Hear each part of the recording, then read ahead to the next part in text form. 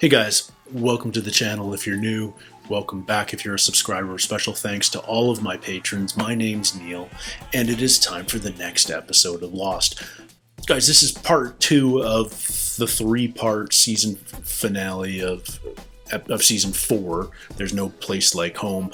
Part of me just wants to jump right into this, but there's so much to unpack and talk about, so I'm really torn, but you know me, I tend to ramble, so let's start rambling. First things first, everybody is spread out at the end of part 1. I have such a hard time figuring out what has to happen just to get our 6 Oceanic 6 survivors off the island by the end of this 3-parter. Let's do a quick summary, and this is just sort of off the top of my head. It's been a couple of days since I saw part 1. Kate and Saeed have been taken by Richard and the others. Ben and Locke and Hurley are at Orchid Station, and Jack and Sawyer are going to Orchid Station to rescue Hurley because the mercenaries, the commandos, are also there at Orchid Station. Sun and Jin and a couple of other Losties are on the freighter, along with Desmond, who stayed there, and Michael, who has just repaired the engines, and they've just discovered that the freighter is rigged to blow with a massive amount of C4, which makes me worry because we know, based on Sun's last flashback, it certainly feels like Jin is dead, based on the conversation Sun has in the future with her father. That it wasn't just an act when she went to his grave with Hurley. We think Jin is dead. So how does he die? And I mean, a blown up freighter seems like as good a way as anything else. There's a bunch of Losties still on the beach waiting for Dan to come get them. He's shuttling people in the little Zodiac, but it can only be 6 at a time. And what else? I feel like I'm missing something. Maybe I'm not. What we did get last episode, which it was all this extra Locke backstory about his childhood, about the island, about Richard trying to bring him to the island.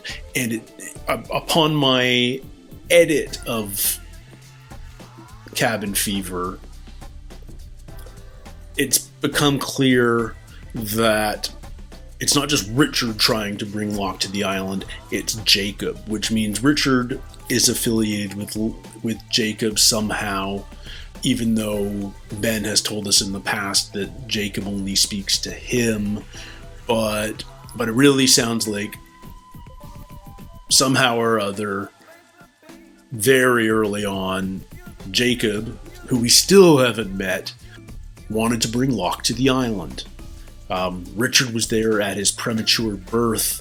He tried to bring him to a school when he was 8 or 10, tried to recruit him to a summer camp when he was in high school, and Locke's stubbornness to not accept who he is at heart is what prevented him a couple of times from making that journey much earlier in his life. Finally, Matthew Abaddon visited him when he was rehabbing from his 8-story fall, and planted the seed of Locke going on a walkabout, which is what eventually brought him on the island. You have to imagine that somehow or other Abaddon knew that sending Locke to Australia and then Locke coming back would somehow plunk him down on the island. What else have we learned? We haven't met Jacob, but we have met Christian speaking for Jacob. Now, what exactly this Christian is still TBD. Is it Christian's reanimated corpse? Has the island done that? Is it a ghost that everybody can see? Is it the smoke monster presenting itself as Christian? Is it something else entirely that we haven't yet been witnessed in some other version before? He's got Claire with him. Claire seems quite blissed out and fine with it, even though she's abandoned Aaron, who is now with Sawyer. Sawyer has passed Aaron off to Kate, who took Aaron to the beach, gave Aaron to Sun. Now Kate and Sayid are trying to find Jack and Sawyer, but Kate and Sayid have been captured by the others. So many moving pieces, guys. But I do feel like before we get into this episode, we do need to talk about, every time we get more information about either Ben or Locke, the more they seem to be similar. I find it really interesting. Like, now we learn that they were both premature babies. Ben was born 2 months early outside of Ben was born 2 months early outside of Portland. We saw that in his flashback, and his birth resulted in the death of his mother. He was raised by his father, Roger, and brought to the island probably in that 8 to 10 range. Locke's mother, Emily, was only 6 months pregnant when she was hit by a vehicle and gave birth to Locke prematurely. He somehow miraculously survived that, but his mother and grandmother put him up for adoption, and he fell into the foster care system, which we've heard about over and over again. But now we know that he was premature as well. He never had parents. Would it blow your mind if Ben and Locke were born on the same day, or conceived on the same day, or something like that? Like, are these like Christ and the Antichrist kind of figures? Or I don't like. I mean, that's a bad analogy because there's such a clear black and white polarity when you say things like Christ and Antichrist. Ben and Locke are two of the most confusing characters living in the gray. There's no black and white about them at all. They're so intriguing because of that. Frankly, characters on the extreme ends of the good-bad spectrum are kind of boring. It's the ones that habituate in the middle that are hard to decipher and figure out. They're the ones that make really fascinating characters, and I don't think there's a fan of Lost out there that would argue that Ben and Locke are two of the most fascinating characters on the show. But maybe they are kind of these twins separated at birth. Like, why was Roger there at Locke's birth? What was it about Locke's birth that caught his interests, Jacob's interest? When Locke's grandmother saw Jacob in the hospital, the nurse asked her, "Is it someone you know?" And she paused before she said, "No, I've never seen him before." It was interesting. It was interesting. We know who Locke's father is, but was he somehow affiliated with Richard, with Jacob, with the island? Like, it doesn't seem like it. When Ben brought him to the island, he assumed he was in hell. He didn't believe that this was real in any sense of the word whatsoever. So what was it about Locke's birth that brought Richard there? Now, granted, I don't know if Richard was there when Locke was born, but he was there when he had sort of survived the incubator stage of being a premature born baby. So maybe by then he was a miracle, and maybe that's what it brought Richard to see him and keep tabs on him. Anyway, I love every scene between Locke and Ben, even though it really does feel like Ben's got the upper hand. Ben can manipulate Locke, and Locke puts on a brave face, but he always wants to be the hunter. He wants to be the leader, and the fact is maybe that's not his true nature, and he's been denying it his entire life, and yet he won't give it up. He wants it to be his identity, and he will fight for it. I could talk more about the show for hours, but I really want to see what happens next. So let's jump into part 2 of the 3-part season 4 finale. This is episode 13, There's No Place Like Home. Part 2. Previously on Lost. You can move the island whenever you want it. Oh yeah, you can move the island. Who's in the coffin? Who's in the coffin? Who was it? Why did you call me Jack? We have to go back. We were not supposed to leave. Yes, we were. Yeah, Kate's going to be the hardest to convince to go back. Whew. We have to go back. Oh, just like that. Okay. We have to go back? Hold up. Who do you think you are? You show up here with an obituary for Jeremy Bentham? You believed him. Him, of all people. Yes, Kate, I did because he said that that was the only way that I could keep you safe. You and Aaron. I'm racking my mind if I've heard of Jeremy Bentham, and it sounds Trying to forget all of the horrible things that happened on the day that we left. 3 years. How dare you ask me to go back?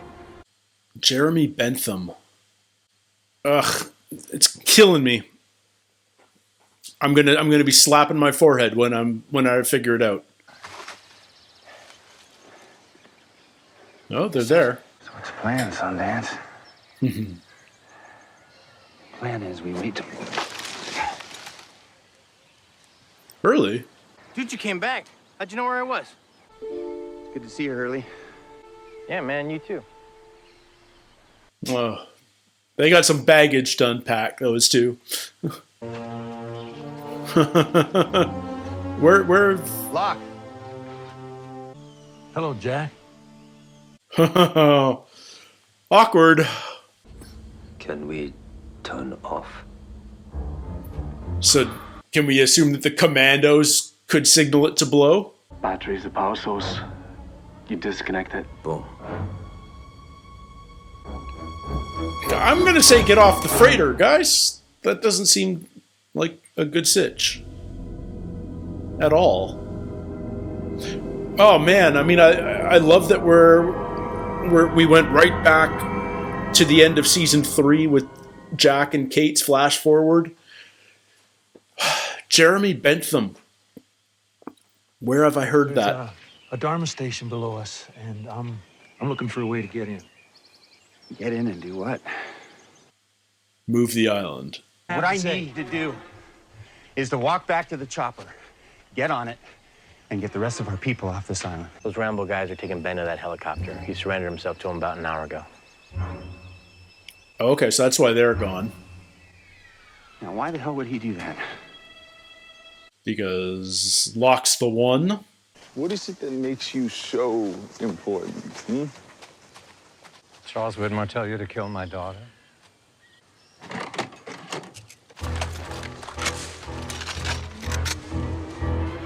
Others? Okay. Whoa, you're good right there. How'd she get away from the others? Who are you? I'm being chased by his people. Yeah, I think this is a setup. Yeah, this is to... The others are going to take him out.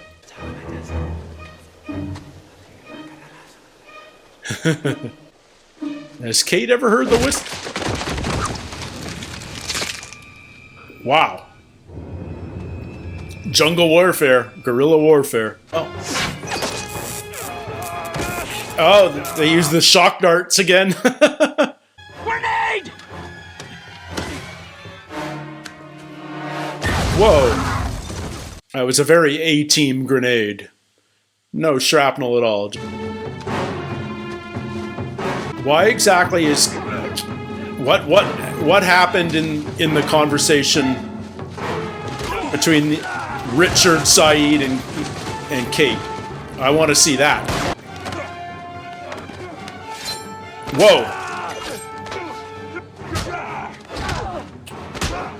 Formidable opposition for Saeed here.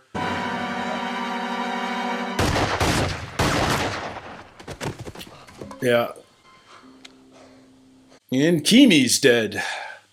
Thank you for coming, Richard. My pleasure. What was the arrangement? They help us free you, and we let them off the island. Fair enough. Yep. You and Saeed have a safe journey back. Just like that. That's it? That's it. That's it. Are you Hurley? You know my grandson. Oh. Now, we've traveled all the way across country just so Of course. we could see you. Wow. Walt! Look how big he is. That boy grew up. This gives us the 3 years later thing, so it kind of works. Hey, Walt.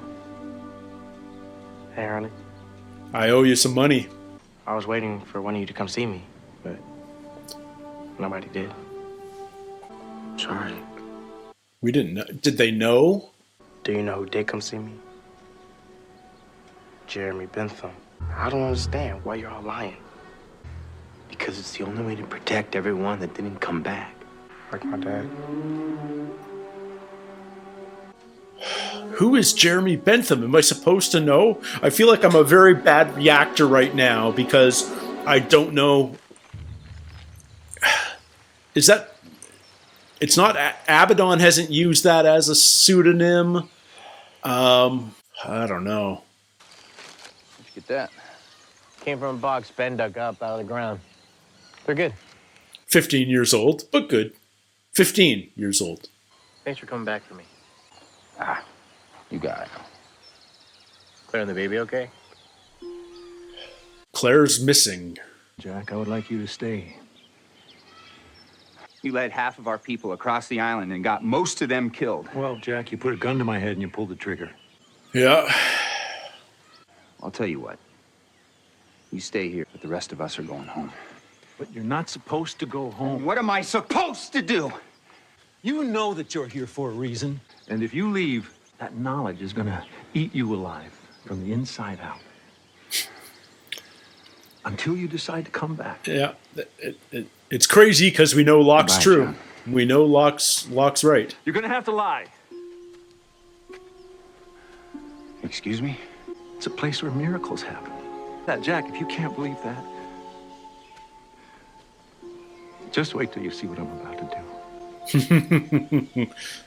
There's no such thing as miracles.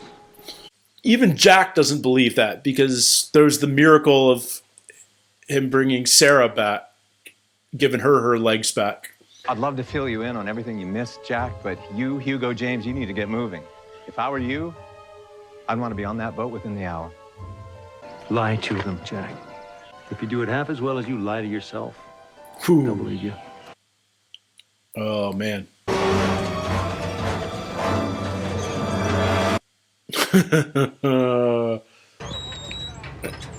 Are they going to freeze it? Is that the plan? Freeze it.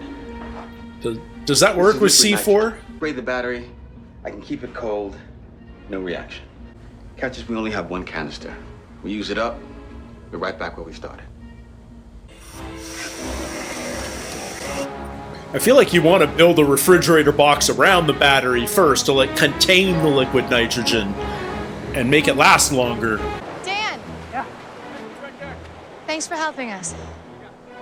Absolutely. Okay, let's go! What's he not saying? Who told you could eat those peanuts? I'm gonna keep my eye on you, Shorty. You need to make sure that you're with me on that raft, right? Well, don't worry about me, because I'm gonna stay. What? I'm surprised you want to leave. What persuaded Miles? It's the island, obviously, It's but just weird, you know, after all that time you spent trying to get back here. get back. What do you mean? She's been here before. What do I mean? Did she used to be another? Was she part of the Dharma Initiative long ago? How deep is the station? Pretty deep. Deep. One more station set. Is this the magic box? No, John, it's not. Is there a magic box, or is that just Ben lying to Locke from back in The Man from Tallahassee? You know what, John? I have no time to tell you. You watch this very informative video. Another orientation video. 6 of 6. The Orchid. Number 15. Hello. I'm Dr. Edgar Halowax. Halowax was the parka that Ben was wearing when he was shot and showed up in Tunisia. The unique properties of the xylem have created a kind of Casimir effect, allowing the Dharma Initiative to conduct unique experiments in both space and time. Casimir effect. This is the vault, constructed adjacent to a pocket of what we believe to be negatively charged exotic matter to avoid leaving inorganic materials inside the chamber. Uh-oh. Now, for your own safety and the safety of those around you, metallic objects must never be placed within the vault. What? All he's doing is loading it up with metal. In our first demonstration, we will attempt to shift the test subject 100 milliseconds ahead in four-dimensional space. For the briefest of moments, the animal will seem to disappear. But in reality... Did he do that? No, that just did that on its own. Is he talking about what I think he was talking about? Did it... Time-traveling bunnies? Then yes. Did it start turning backwards at 3:05? You do know that he said specifically not to put anything metal in here. Ben absolutely doesn't believe in the Dharma Initiative, though, so... What? Was that Jack? Who came down? Somebody called it. Yeah, I have my weapon back. All right, we're putting the gang together. Saeed! Kate! So why does Sawyer not go?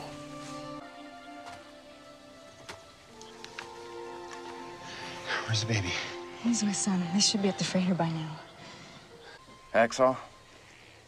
For the handcuffs, right? As opposed to the wrist bone. All right. Let's get the hell out of here! This guy feels like Sawyer's dad. So what happens to Sawyer that he doesn't... Is it too heavy? Well, it's working. 8:42. Okay. So who was going to trigger the bomb? I mean, it feels like this is Keamy's doing. How much stuff do you have left? 30%. We got a quarter tank. We better get everybody the hell off this boat. Oh, yeah. Bullet hit the fuel tank. That's not good. Yeah. Lean over and plug the hole. Like... We gotta get every ounce of extra weight off this chopper now! Does Sawyer jump?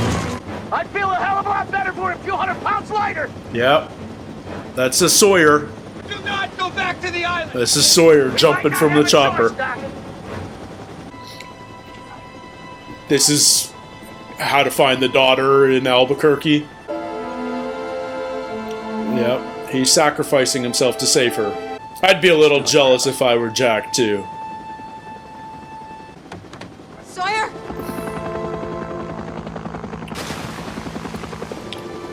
That was a big plunge. He's got a long swim home. Wow. Wanted to say, before you get on the boat, please.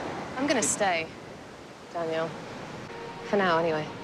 If you don't come with me for now, it could be forever. Yeah. Nothing's forever.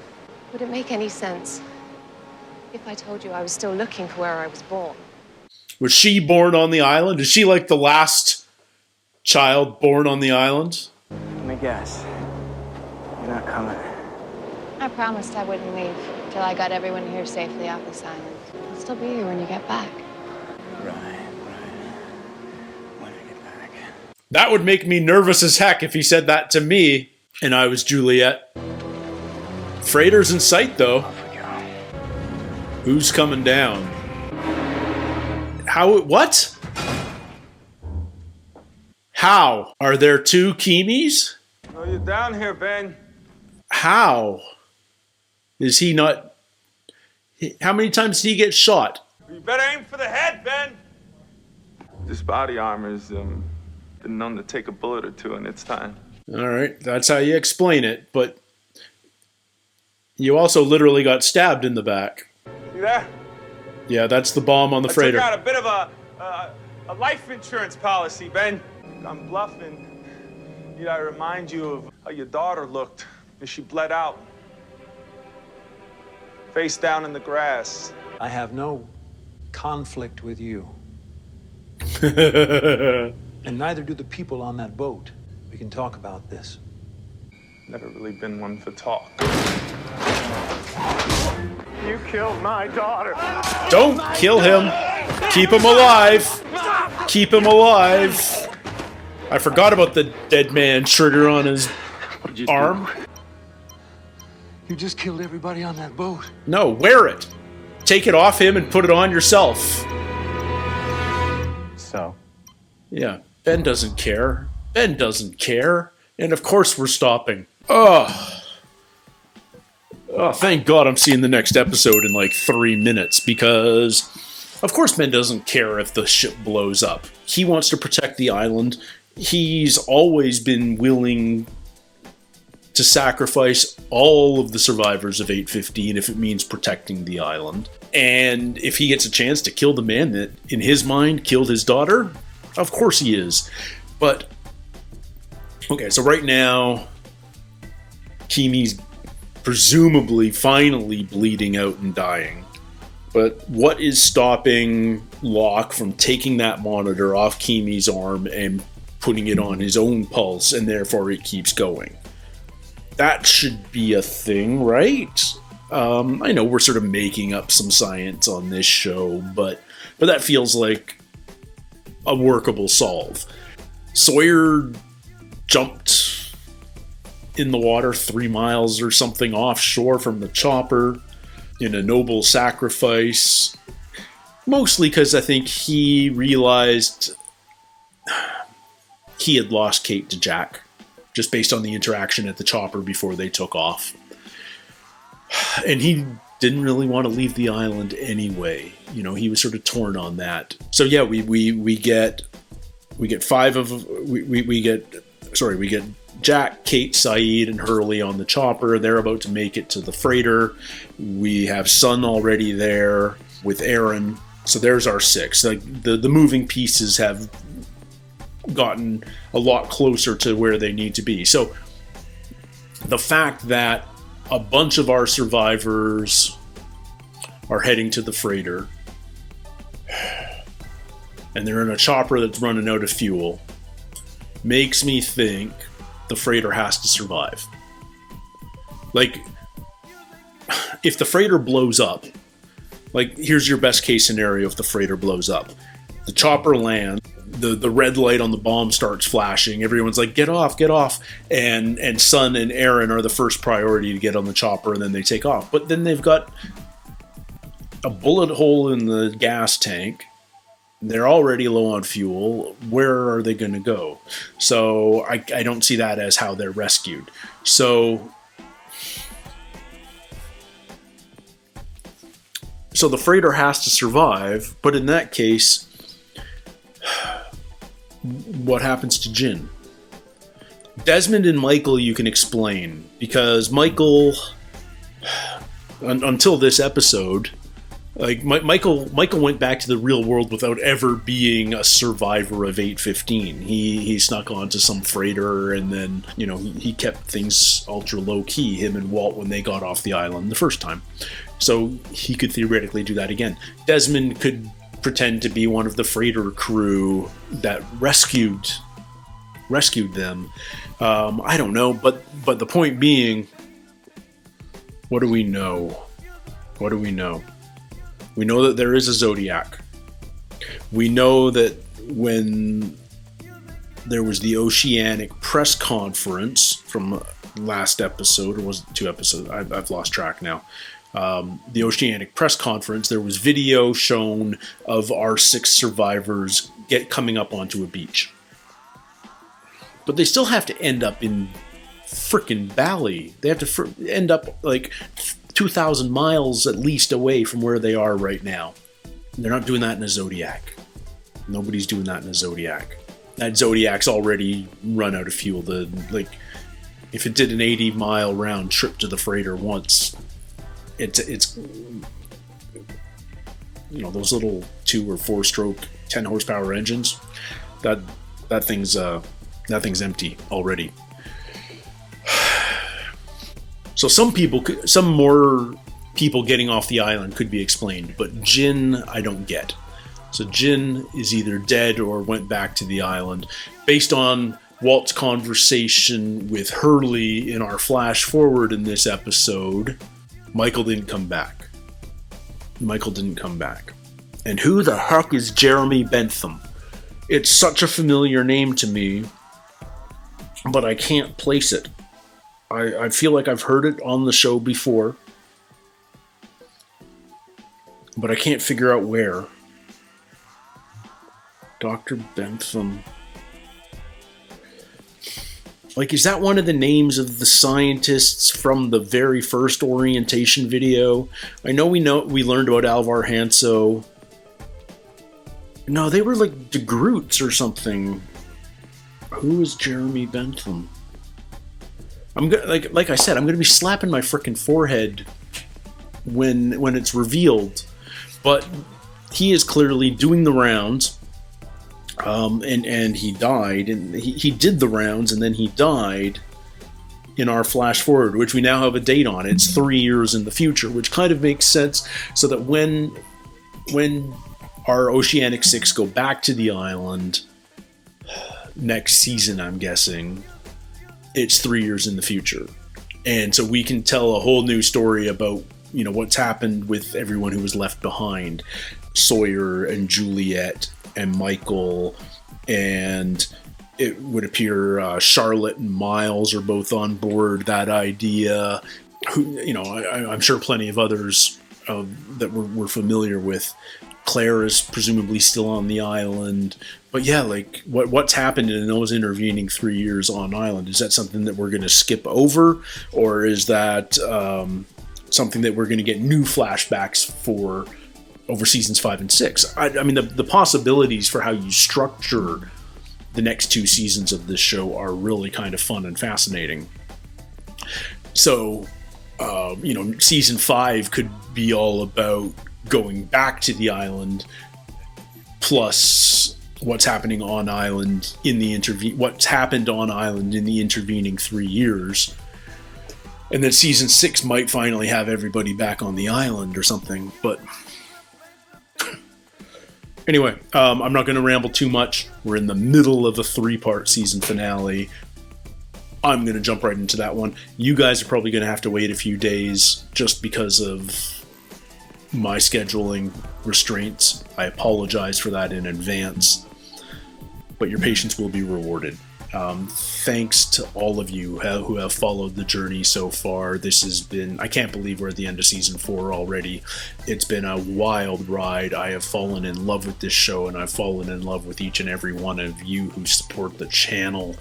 You don't know how much it means just getting the views, but those of you who go above and beyond and like my videos and have subscribed, and those of you who have become my patrons, you guys have given me so much energy to pursue this project. You have no idea. I mean it from the bottom of my heart. Thanks to each and every single one of you. Until next week in this season 4 finale, everybody, take care, stay healthy, and we'll see you soon. Cheers.